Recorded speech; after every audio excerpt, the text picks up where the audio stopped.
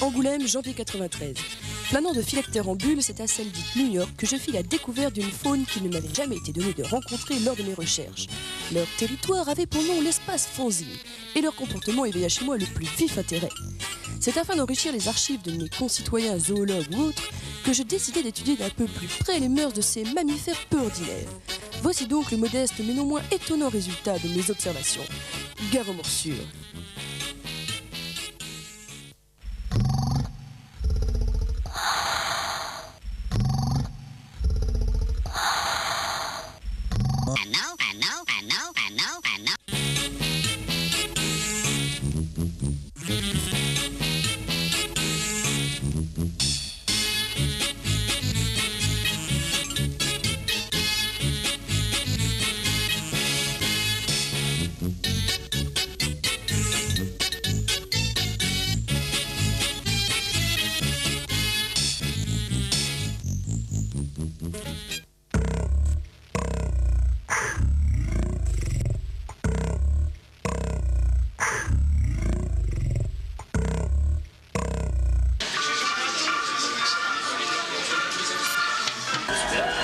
Bonjour monsieur, Bonjour monsieur. Vous exposez donc des fanzines. C'est vrai, nous sommes un fanzine de bande dessinée. Et vous pouvez peut-être nous en parler un petit peu? Ah, je ne sais pas, les motivations peut-être? Non, des dessins. Des dessins? Ah, il faut feuilleter. Donc ça c'est une fille qui fait ça, c'est rare. Ça c'est un garçon. Et là donc c'est une vache? Ce n'est pas une vache, mais ça peut y ressembler. Hop, un autre garçon qui aime bien Baudouin. Hop. Apparemment ce ne sont que des êtres humains qui dessinent dans ce fanzine. Gravezine pour peut-être Gravezine ou fanzine?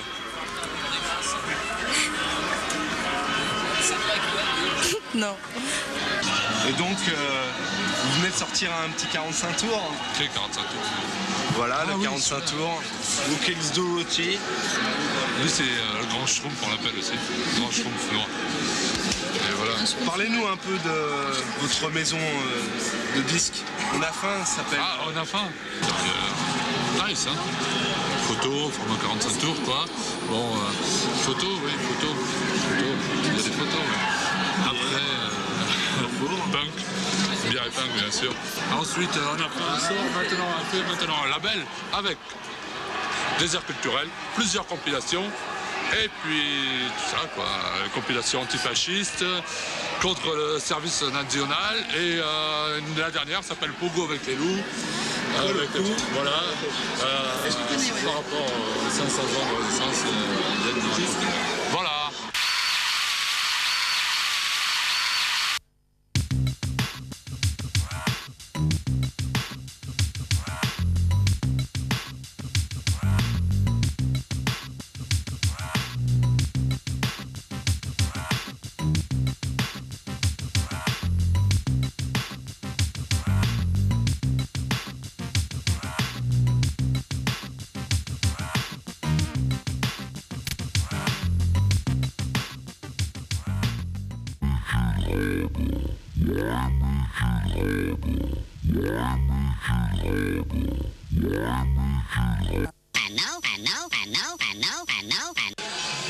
Oui, alors vous avez actuellement devant vous toute une équipe de la Fanzinothèque qui travaille à l'élaboration d'usine Mésine, un supplément que vous allez pouvoir lire d'ici quelques temps sur toutes vos tables de presse.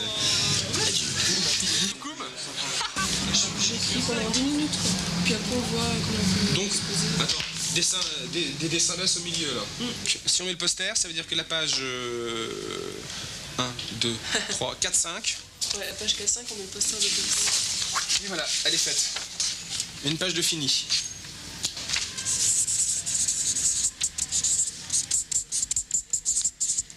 Ça, c'est le produit, ça vient de sortir, c'est le produit des cogitations collectives et masturbation intellectuelle de tous les débiles qui se trouvent autour de vous, c'est-à-dire 25 fanzines. Voilà, ça vient de sortir, c'est tout frais. Et je vous recommande le supplément à Scandale, d'ailleurs, dont la couverture est de l'illustre docteur JPP qui se trouve au stand d'Atomique. C'est le supplément d'Angoulême, Angoulême 93. Ouais, bravo!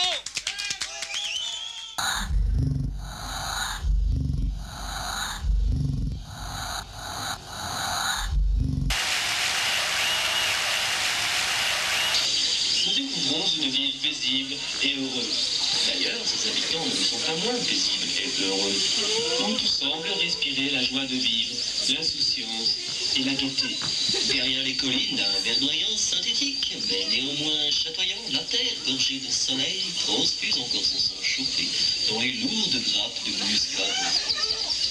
Mais c'est sans nul doute grâce à ce monument un peu mal peint au fond du décor que la vallée doit sa prospérité. L'usine atomique de chocolat nucléaire qui produit sans fin des tonnes et des tonnes d'atomico. Le chocolat atomico, c'est bon, c'est rigolo.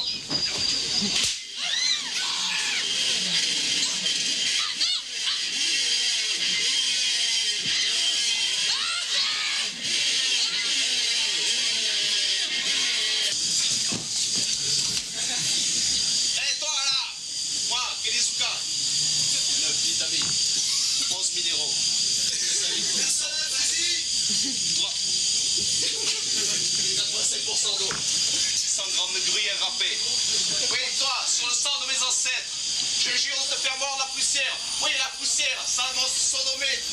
Ya! Mon Dieu! Qu'ai-je fait? Pourquoi les hommes et les créatures de plus de 50 tonnes ne peuvent-ils pas vivre heureux, la main dans la palle?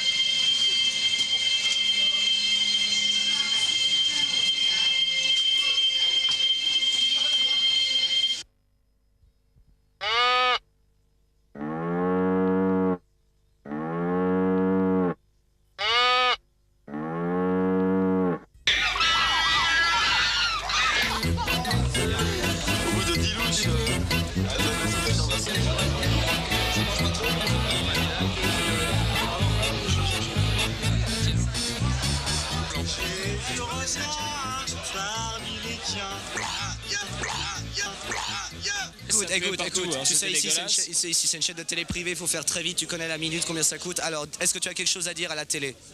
Franchement. La télé, je l'emmerde, c'est super cool. Non, j'ai rien à dire à la télé. Allez, bravo Pajot, bravo, on le remercie. Allez, ciao Pajot. Comment allez-vous? Pardon, bonjour Tapage, comment allez-vous? Ta page. Vas-y, tombe. Allez. Ici c'est télé. Ici c'est télé. Fasciste. Moi je fais un mort-vivant. Un mort-vivant qui s'appelle Jim Bones et qui mange tout le monde et qui est très fort. Tu rivalises avec Zombie si je comprends bien. Non, Zombie c'est plus politique. Mais moi, mort-vivant il bute qui il veut. De toute façon, il n'y a pas de problème. C'est un doux mort-vivant. C'est-à-dire Batman, il s'en fait vraiment des petits tas de sable avec quoi. Enfin bon, c'est un mort-vivant et forcément comme il a pas d'estomac puisqu'il est fabriqué que d'os, tout tombe par terre, il a toujours faim. Dès qu'il bouffe quelque chose, ça tombe dans la cage thoracique. Et voilà, c'est un héros de bande dessinée. Vous dessinez ensemble, expliquez-moi ça. On n'a pas le même graphisme, on a la même finalité. Lui il a plus de douceur, moi j'ai plus de dureté. Mais ça colle parce qu'on a la même direction. On a la même direction au niveau idéologique et dogmatique. T'as oublié de dire. Rencontré par hasard comme ça en flashant sur le dessin. Ouais, on s'est attouché sur un parking comme ça et ça marchait super bien. Non, c'est bon, le sable chaud. Voilà. Non, c'est pas l'intérieur d'un zine qui s'appelait Scream, un zine de cinéma underground. Non, mais on devrait parler du mouvement qu'on va monter. On va monter un nouveau mouvement. Ouais. C'est le nécro-réalisme. Le nécro-réalisme. Le nécro-réalisme. C'est-à-dire le retour aux valeurs sûres. D'accord, ma poule? Bande de salauds! Il est un peu bourré, on remercie tout le monde. Allez, bravo, c'était une belle phrase de la fin. Eh bien, salut à vous. Rendez-vous à l'espace Zine quand vous voulez. Ah, tout de suite, il fait bien la pub. Et c'était en direct au Télé Angoulême, on la remercie tous.